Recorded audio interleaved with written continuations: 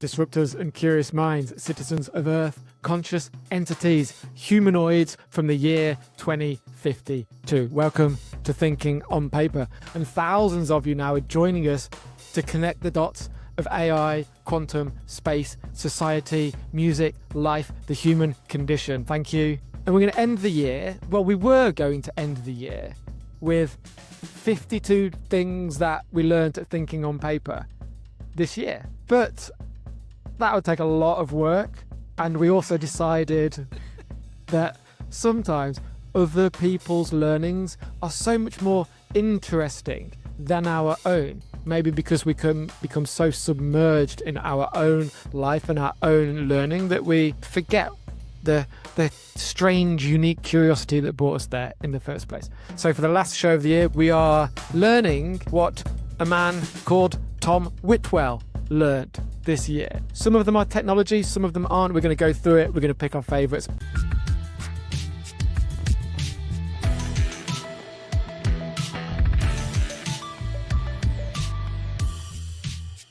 Mark, what's your first one? Global deaths from air pollution are falling fast. Between 2013 and 2023, deaths per 100,000 fell 21%. I dived into that to check because I know that if you go on the internet and say things like that, there will be a rebuttal. There will be some trolls. There will be some, no, that's not true. Well, according to these data points, it is. So I like that one. I didn't know that. What about you, Jeremy? Your first one? If you live in the UK and you're looking to reduce your tax obligations, you can actually put some plastic tubes containing things like snails and lettuce. That becomes legally a farm, believe it or not. He found the minimum requirement to be a farm, and you can maybe get tax exempt status. The method is simple. First, this guy, this Italian Naples mafia connector, sets up shell companies that breed snails in empty office blocks. Then he claims that the office block is legally, against all indications to the contrary, a farm. Tom Whitwell, so we'll keep it in the United Kingdom. So there's a couple of lessons he learned about DeepSeek. He learned about how you can unlock the wheels on a shopping cart by playing sounds on your phone. Not where I live, you can't do that. And then number 5, in the UK, water companies and offshore rigs communicate by bouncing radio waves off trails created by millions of small meteorites as they burn up in the atmosphere. I had to learn more about that.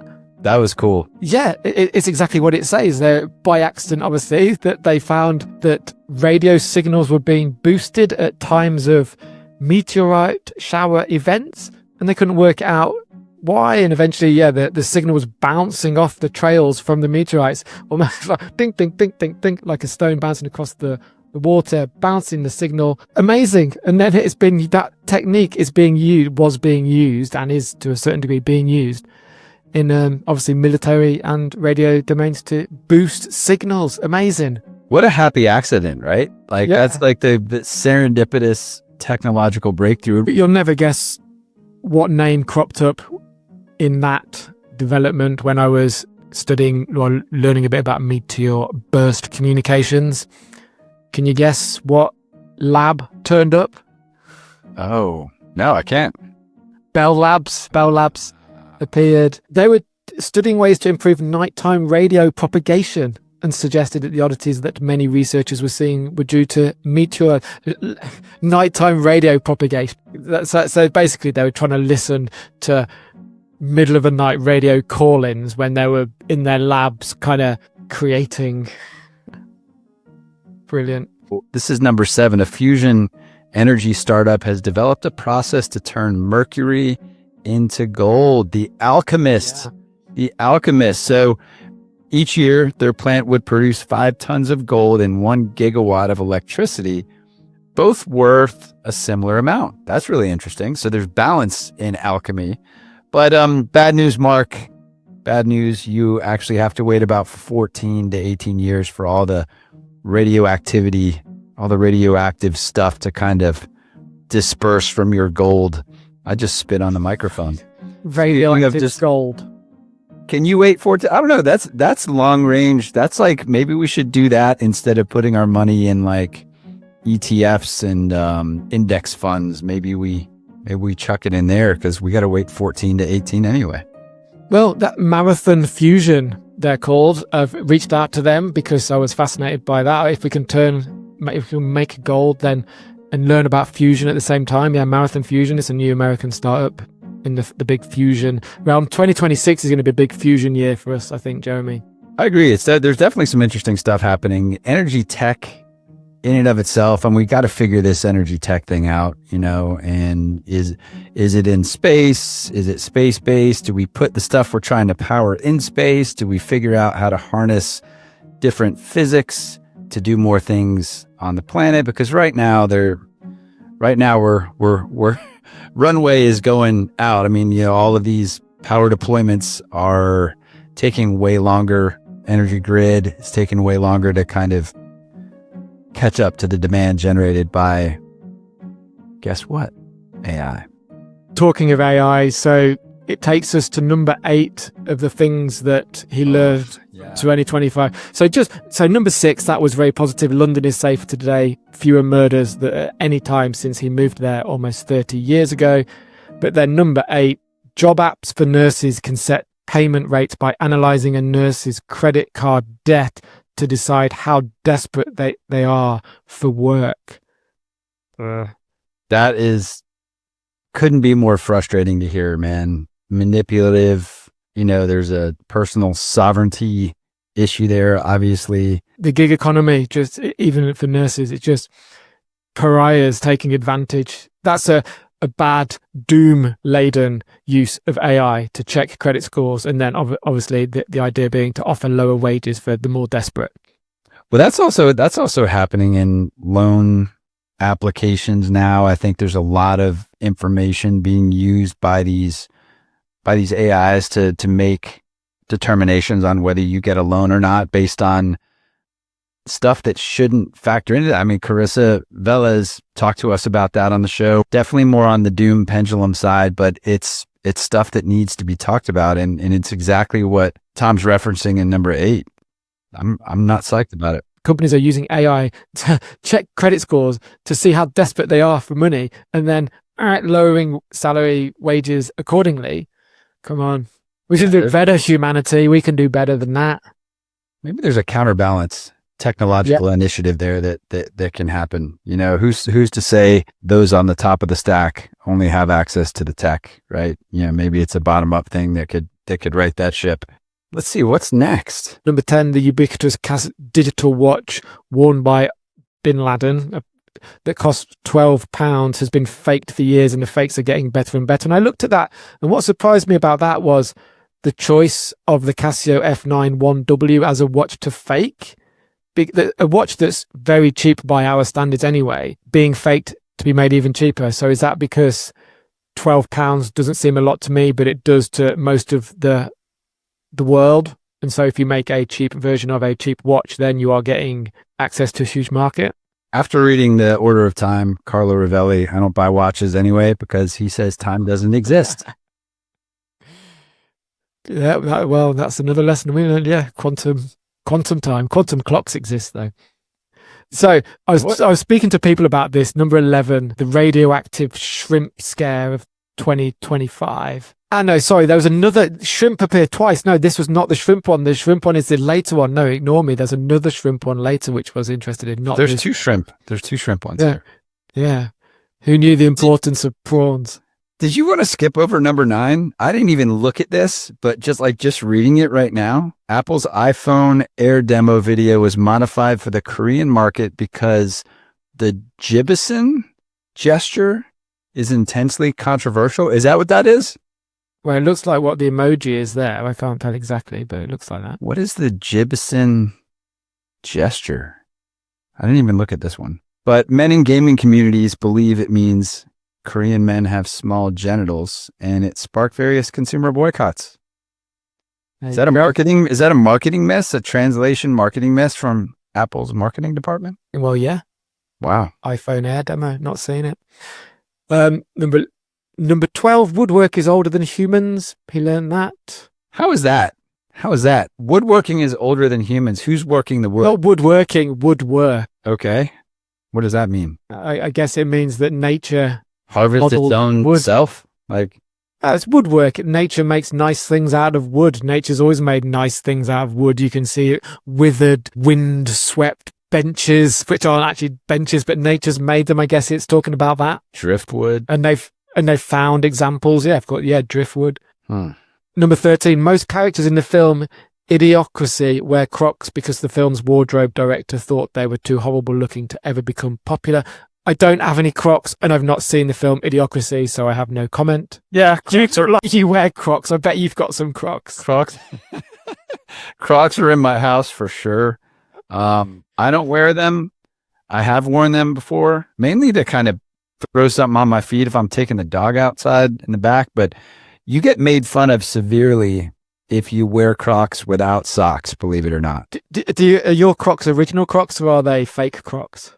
Oh, they've since been discarded. I don't have them anymore, but I think they were original Crocs. Yeah. Okay. Yeah, but you got to wear, if you decide to bet on some Crocs and buy some, you have to wear them with socks, or your kids will make fun of you for quote unquote raw dogging your Crocs, which is kind of a gnarly, yeah. So wear socks. You know what raw dogging is, by the way? I learned that this year. There's something I learned in this year. Premiership footballers, it was quite common amongst Premiership footballers, when they go play away games, they go on the plane and do nothing. The only thing they're allowed to do is have the map on the chair of where the plane is. No films, no music, no books. They just have to sit there and raw dog the flight. And there's one of like Erling Haaland did like 14 hours or something just sitting there. Wow. So boring. It's like meditation, isn't it? I guess. Wow. So, all right. So I learned a very new definition of that. And there are a few other definitions of that we're probably not going to talk about on the show.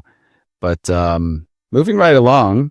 Nearly 0.7% of US exports by value are human blood or blood products. For some reason, this spiked my curiosity. So I went deeper and I read about that. Because, in fact, he says 0.7%. Originally, not many people have studied this, but they were saying 2%, and he actually broke it down by going into the export records of the US. You can see exactly what those products are. And yeah, 0.7%, some billions are human blood products. Wow. Plasma, things like that. So 15, relaxed mowing. How excited did you get about this one? Not terribly excited. I don't have a lawn, so I didn't read this one. Relaxed mowing is when local councils cut grass less often to reduce cost and encourage biodiversity.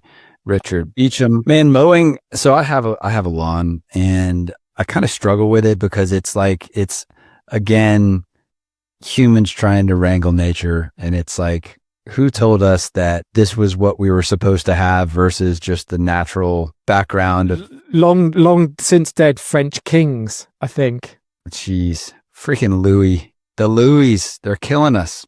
Number 16, ceremonial bugle. Yeah, it's all in there. Ceremonial bugle is a small plastic device that slides into a real bugle and allows a non-musician to perform at a funeral. There you go. Is that similar to how AI is creating access to let people do things that they wouldn't be able to do? Is this a physical AI analogy for us? I don't know how many bugle players there are at any one funeral. Maybe this is a useful use of. That's like putting something on your guitar that lets you play Iron Man or something very similar. Interesting.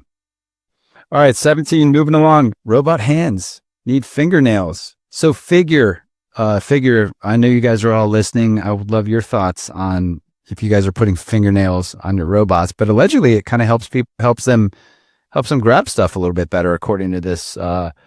According to Robot Man, Matt Webb. Like they help us.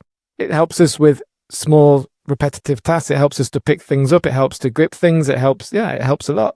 I'm glad I have fingernails, and I want my humanoids to have fingernails. Well, let them pick their nose too. When they're trying to relate to humans, they can do that. When they're bridging the uncanny valley. If a robot's picking its nose, you're gonna think it's more human than not, I guess. All right, Anna and Joseph, number 18. First names affect how you are perceived at work.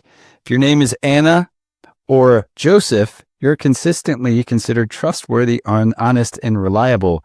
But if your name is Victoria or Ryan, sorry guys, competitive, ambitious, and extrovert. What about Mark and Jeremy? Is there anything in there? I think Mark just meant awesome. I think it meant, yeah. They're still trying to categorize. Number 19, this is our new would-be sponsor. You don't know this yet, Retrospect, but you are actually a perfect sponsor for the show. Mark, tell them why. Retrospect is a Milwaukee company with 40 employees that sells old technology. Early 2000s, digital cameras, iPods, corded phones. They recently brought 40 pallets of old VHS tapes. I had a look, yeah, Nintendo 64s, old SNESes, old Walkmans, old headphones, really cool retro, refurbished, vintage tech. My favorite kind of tech, that analog, old 90s style of tech. So it would be kind of cool. Retrospect, hit us up. Let's talk. Number 20, a gram of silica gel has almost the same surface area as 2 basketball courts. 21, the study of 500 diners. Bad news. Attractive servers actually earn more per year in tips than unattractive servers. And not by a little bit, $1,261 per year. Per year. Is it why you think, like, why? Well, as it continues here, mostly because of female customers tipping attractive females more than unattractive females. That's interesting. You figure like a dude would, tip the more attractive woman. Oh, come on, Jeremy. I'm not saying I would. I'm saying someone would. Let us know, audience. Do you tip more if your waiter or waitress is attractive in your eyes or not?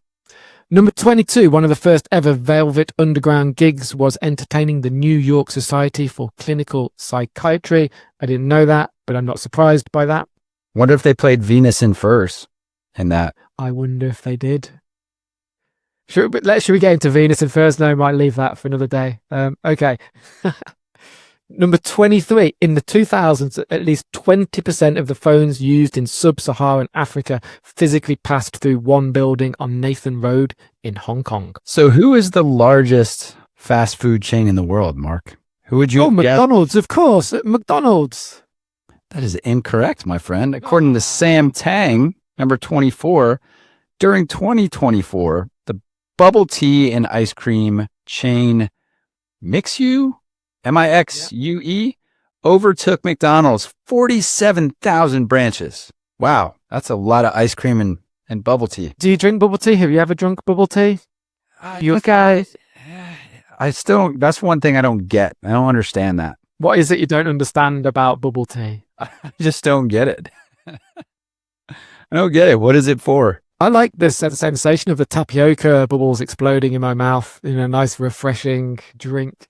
We'll leave that one alone. All right, this was 25. This was really interesting. As writers and thinkers and people who like to meander with ideas, especially in front of microphones and that sort of thing, dependency length is the number of words during which the reader needs to hold their breath, quote, hold their breath, before they reach a resolution. So that, I guess, is the amount of time. No, I'm sorry, the number of words a reader can hold in their head while synthesizing an idea.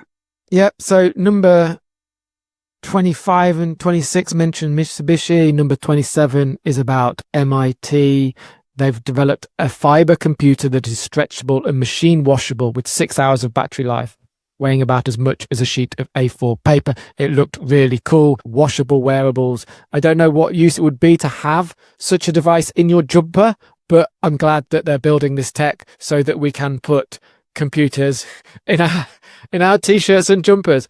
Number 28, 51% of the animals in farms across the world are shrimp. What's the difference between a prawn and a shrimp? Ooh, I don't know. What is it? Did you ask a question you don't have the answer to? Yeah, of course I did. Of course I did. Shrimp are smaller than prawns, ranging in size from 4 to 7 centimeters, while shrimp can reach up to 12 to 15 centimeters. And 51% of the animals, so it's not the mass of these animals, it's the numbers, and they're 51% of all the animals. And this was a really interesting article because eventually it gets into animal sentience and do shrimp feel pain.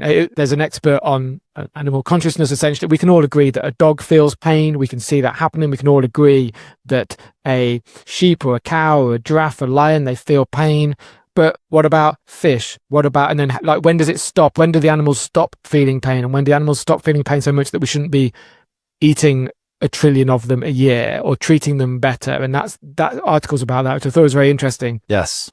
Absolutely. Let's see. Peanut allergies are falling. Mark? Good news. Yes. Good news. Peanut allergies are falling, but perhaps because advice to avoid peanuts was reversed. So instead of avoiding peanuts, kind of exposure therapy, is that where this was going? Inoculate yourself to peanuts by eating little bits of peanut. Not medical advice. Not medical advice. Let's see what else here. The serial killer epidemic in 1970s, 80s US may have been caused by lead fumes from cars and factories and solved by environmental regulations. So EPA making serial killers go away. Since 1995. Who's your favorite serial killer? Namibia is the first country in the world where women hold the top 3 positions of power simultaneously: president, vice president, and speaker of the house. That's it. That's awesome. So try and pronounce them. Netumbo Nandi Nadawa became Namibia's first female president on March the 21st this year. I wonder what we could learn from Namibia and how to scale that, because there's high resistance to that still, which blows my mind. So, all right. So if you're looking to elevate your status and you live in Los Angeles, here's a quick hack for you from Cleo Chang. Just get a big ass front door. I didn't get it on. Like, what? The new domestic status symbol in LA is a massive front door. Massive something. Good Lord. At least we're focused on the important shit. All right. Well, speaking of Americans, number 38, Americans have been shrinking since the early 1980s. The doors are growing, but the people are shrinking. Maybe the doors aren't bigger. We're just getting smaller. Maybe LA is just getting smaller. Holy crap. All right. What else? Oh, dude, this has got to be one of my favorites. Number 40. You know, we live by this, Mark. Like writing is a way to escape your mind's default settings. Cupaggio is the reference for this article. I couldn't agree with this more. And it's really a powerful way to break patterns that don't serve you and to be an outside observer of who you are. It's the only way to do it. You put thoughts on paper, those thoughts turn into objects, and you can become a third-party observer. I think that's one of the most important ones here. Holy cow. Good job. Good job, Tom. I love this. Number 42, some more good news. Chinese CO2 emissions fell by 1% in 2025 due to a record solar power and falling coal use for energy generation. Go solar power, go space-based solar power. Number 45, the Danish government pays over 1 million each year to private metal detectorists for archaeological finds, according to a law passed in 1241. So let's close this out. Any of the last few that grab you, Jeremy? Let's see. Oh, this is kind of funny. When returned Hewlett-Packard printers are refurbished, a printer cable is added to the packaging. This solves the most common cause of returns: people who can't get the Wi-Fi to connect. Have you tried connecting a printer to the Wi-Fi? I'm not surprised.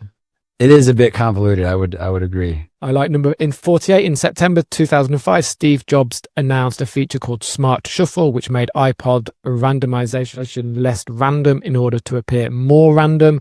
20 years later, Spotify are still trying to find a shuffle algorithm that users like. Spotify isn't random. British chaos refers to a cluster of TikTok personalities that once might have been a local character in a pub in Stevenage, but have become international celebrities.